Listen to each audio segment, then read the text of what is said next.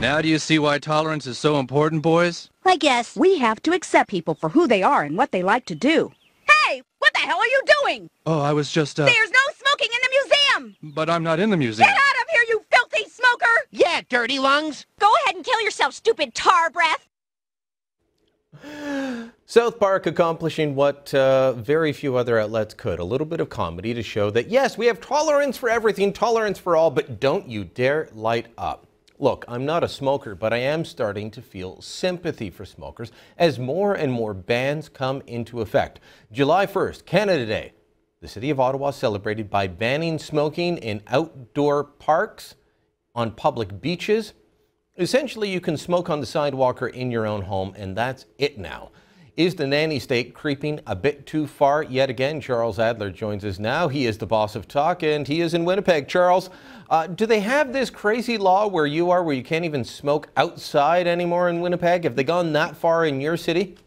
No, not yet, but Ottawa is a great role model for us, and no doubt if the nation's capital is doing it, it's just a matter of time before it drifts over here. Okay, so no smoking in Ottawa parks. What about the birds, Brian? Are the birds still out to crap all over the parks in Ottawa? They are, and you know, it's funny you bring that up. There is a city park. It's also a marina. Beautiful spot to go with your family. A couple of years ago, got infested with Canada geese. You cannot walk around anymore because the geese either A, attack you, or they've left so much behind that you're going to be stepping in it the whole way.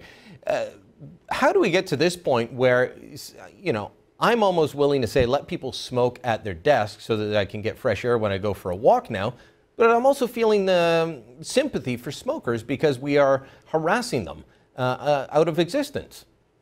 I don't know if biologically I'm correct here, but just stay with me. I think the metaphor still works. Government has chromosomes that discriminate, and it only discriminates against certain groups. And in North America right now, governments, what we call the state or the nanny state, I mean, there are acceptable targets of discrimination. We know them well, especially when we're watching and participating in Sun News network activity. Target of discrimination number one, the white male. Target number two, the Christian. Target number three, the obese, fat folks. And target number four, the smokers. Now, am I missing anything here, Brian? No, well, you're probably not. That's going to cover just about all of it. Are you getting to the point where, as I am, where I'm thinking, okay, either A, just admit you want to ban it and attempt to ban it completely, meaning you give up all the tax revenue that governments get from it, or stop harassing them? I think it's got to be one or the other, Charles.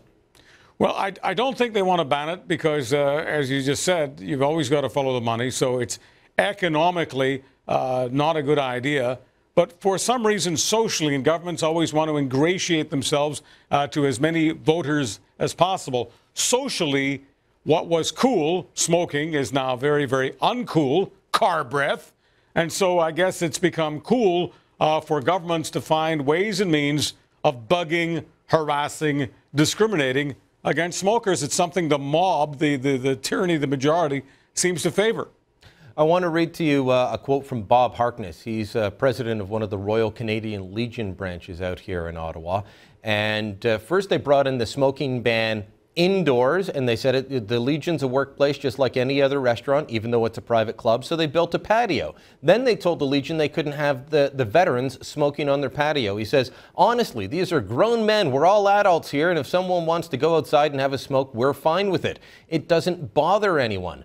The city telling us we have to get into each other's faces, well, tell people what to do. It's crazy. They've gone too far this time. That was back in April when they were cracking down on veterans having a cigarette on a patio that they built just outside the Legion doors, specifically so when the vets were in there having a beer, they wanted to have a smoke. No, they couldn't have it inside, but they could go outside and have a smoke. Even that's banned on a private club's patio. Well, it feels like Canada Day was just 5 minutes ago. And so one is tempted to ask the mayor of Ottawa, I mean, is this what the veterans fought for? Is this what veterans died for? I mean, honest to God. I mean, is this what it's come to? It looks like it. Jim Watson, by the way, is the mayor of Ottawa. Used to be in Dalton McGuinty's Ontario Liberal government.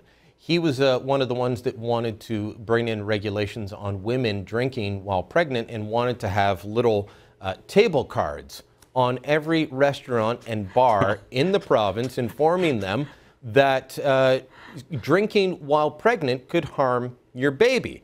Now, I've known Jim Watson for a long time. I can tell you he is of the absolute correct view, and that is that he is pro-choice on abortion. He is pro-abortion and would never call it a baby if the mother wants rid of it, but wanted to harass every woman in every restaurant with tent cards saying it will kill your baby if you have a drink.